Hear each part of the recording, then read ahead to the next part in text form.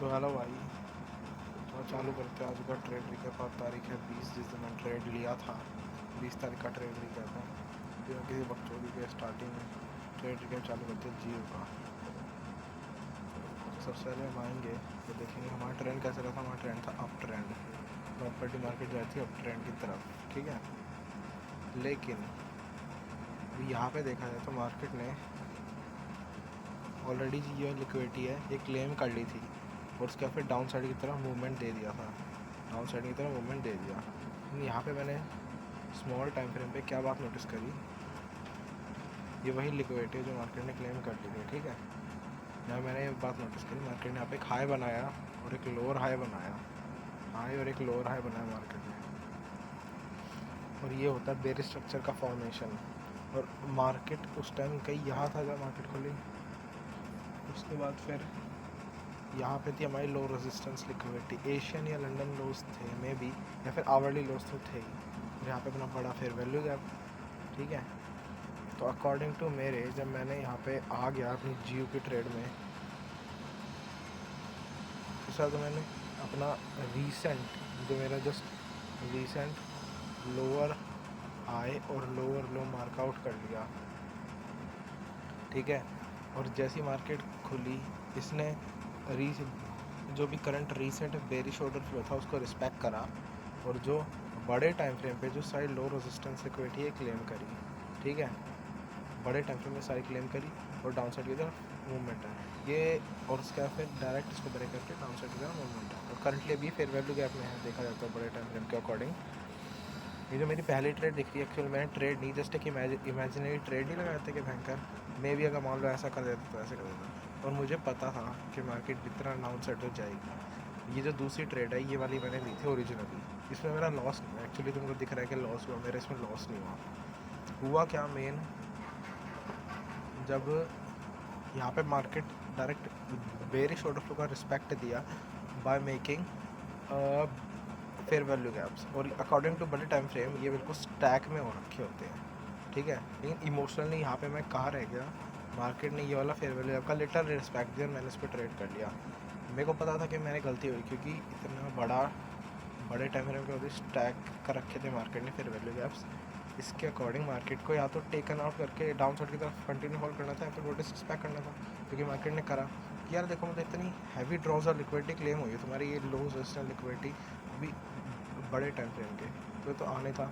मुझे पता था मैं कल मे भी लॉस में जा सकता हूँ, लेकिन मैंने सही टाइम पे मेरा टीपी है ही कहीं था, ये रहा। यार मैंने अपना टीपी बुक करा, मार्केट ने तुरंत टीपी दिया, मैंने बुक करा, ब्रेक इवन पैसल करा, और मार्केट ने फिर मेरा ले गई टीपी सॉरी एसएल ले गई मेरा। और देखो मतलब कितना, मतलब कभी कभार इमोशनली कुछ ज़्यादा ही हो जाते हैं। ये मैं सो रहा था कंटिन्यूशन ट्रेड, नहीं ओवरऑल तो मेरा कंटिन्यूशन ट्रेड नहीं था, ओवरऑल तो मेरा reverse continuation toward upside retracement trade मान लो। क्योंकि उस टाइम तक देखो यहाँ पे एक हाई बना और यहाँ पे एक लोअर हाई बना, और यहाँ पे लो रेजिस्टेंस लिक्विडिटी है, तो ये एज ए कंटिन्यूशन ट्रेड ये कंटिन्यूशन मार्केट गई। लेकिन ये लिक्विडिटी क्लेम होने का रिट्रेसमेंट ट्रेड होता है, मेरे अकॉर्डिंग ऐसे आती है। मैं एक ट्रेड लेता हूँ मैं दिन में, ऐसे आती है। लेकिन फिर भी मे भी ऊपर चली गई, जो बढ़िया है। मार्केट अभी कुछ भी कर सकती है जैसे मूव करना हो। तो ये मेरा ट्रेड था, बस इस ट्रेड में ये कहूँगा मैं थोड़ा ज़्यादा इमोशनल हो गया। मुझे पता था मार्केट कहाँ जाएगी, क्योंकि इतना स्टैक से मार्केट में फेयर वैल्यू गैप्स बनाए थे।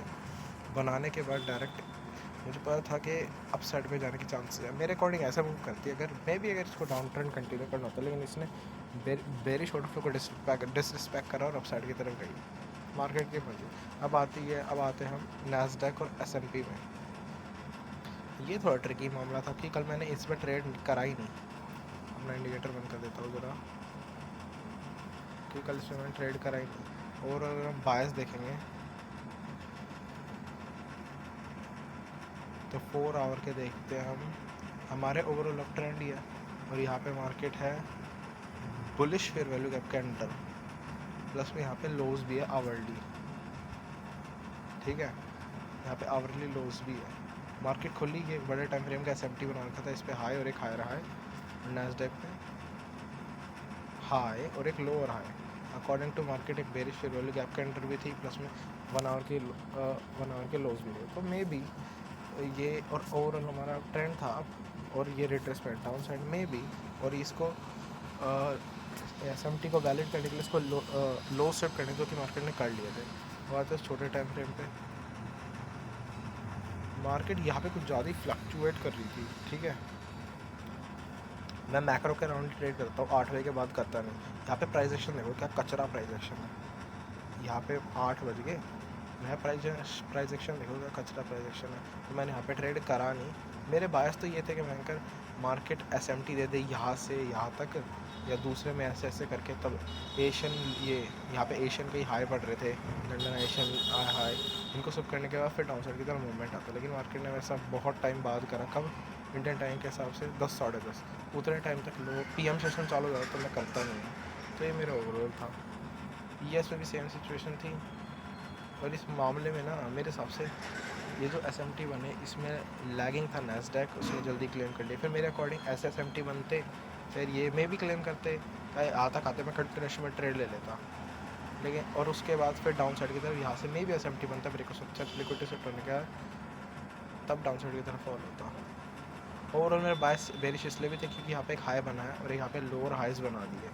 तो इधर और बस ये SMT बना है, और ये SMT के देखो जो वैलिड लोज होते क्लेम करने के वो यही थे यहाँ पे, और कोई लो था ही नहीं यहाँ पे। देखो फिर वैल्यू यहाँ पे तो बस यही थे। तो फिर रिट्रेसमेंट एट अपसाइड तो प्यार से आई जाती, लेकिन इसमें मार्केट ने क्या करा, रिट्रेसमेंट एट अपसाइड आई तो सही, लेकिन वो कुछ ज़्यादा लेट आई। और मैं मैक्रो के राउंड ट्रेड करता हूँ, उसके हिसाब से मैंने करा नहीं। मैं भी इधर SMT बनते जो कि बने नहीं। और प्राइस एक्शन देखो तो बहुत ज़्यादा शिटी था इस टाइम इंटरवल का, वरना स्टार्टिंग में मार्केट के वो मिल जाता है। तो ये थे मेरे ओवरऑल बायस। रिकॉल करा तो जरा मेरे बायस।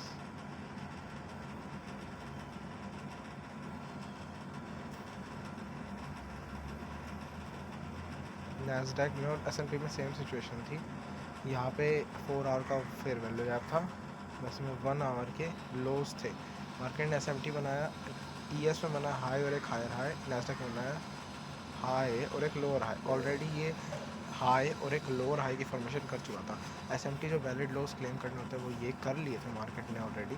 मेरे अकॉर्डिंग ये हल्का सा अपसाइड जाने के बाद मे भी रिट्रेसमेंट में भी लिक्विड सब कर SMT बनाता, ये फिर डाउन साइड की तरफ आता जो कि आया। लेकिन उस टाइम तक प्राइस एक्शन देखो, मैं मैक्रो के राउंड ट्रेड करता हूँ और मैंने कल खुद को पेशेंटली होल्ड करके रखा, वरना मैं ट्रेड ले लेता, SL हंट हो जाता, मैं कंटिन्यूस में ट्रेड ले सकता। लेकिन प्राइस एक्शन देखो क्या कचरा प्राइस एक्शन है, वरना US की मार्केट में तो अच्छा खासा वॉल्यूम होता है। मेरे अकॉर्डिंग यहाँ पे SMT बनते जो कि नहीं बने, ना मार्केट ने किसी ने भी लिक्विडिटी सेट करी, और डायरेक्ट फिर पूरा टाइम फ्लक्चुएशन, इसलिए मैं ट्रेड नहीं करा।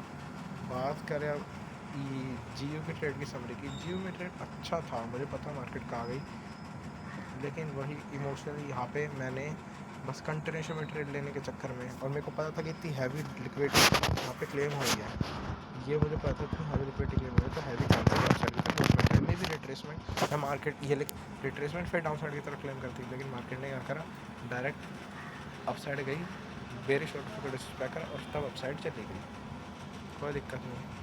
और बस मेरे बायस सही थे, और इसमें भी मैं सेफ बच गया। फिब के अकॉर्डिंग था, मैं नहीं फिब नहीं, यही लो था मेरा, ठीक है। इसमें था कि भयंकर बेरिश ऑर्डर फ्लो का रिस्पेक्ट दिया, कंट्रेशन में ट्रेड लेने की सोची, लेकिन इतनी हैवी लिक्विडिटी क्लेम करने के बाद मार्केट को हैवी चांस होता है कि अपसाइड की तरफ मूव दे, और मार्केट ने वही करा। और स्टैक फिर वैल्यू आपको मार्केट भरती भी है, पर मैंने कंटिन्यूशन में थोड़ा इमोशनली ट्रेड ले लिया, क्योंकि जो पहला फिर वैल्यू गैप था इसका रिस्पेक्ट दे दिया था मार्केट ने, और रिस्पेक्ट के बाद जो मैं ट्रेड लिया TP ऑन हिट, मेरे को पता था मेरी गलती है, बाद में रियलाइज़ हो जाता है मुझे, मतलब हर ट्रेडर को हो जाता है। चलो बस फिर यही था आज का, बस ES और S&P में करा नहीं क्योंकि वो बहुत ज़्यादा चौपी प्राइजेक्शन था, और इसमें करा बायस सही थे, लेकिन एग्जीक्यूशन में दिक्कत, कंटिन्यूस में ट्रेड लेने के करा ट्राई करी, क्योंकि ठीक था कि स्टार्टिंग में लेता। मार्केट ने हैवी लिक्विडिटी क्लेम करी यहाँ पे, और फिर अपसाइड की तरफ मूवमेंट दिया। मेरे अकॉर्डिंग रिट्रेस पे डाउन ट्रेंड कंटिन्यू करना था, लेकिन यहाँ पे, लेकिन इसने वेरी शॉर्ट में अपसाइड की तरफ मूवमेंट। चलो ठीक है, बस यही था आज की ट्रेड। चलो भाई ठीक है, पीस।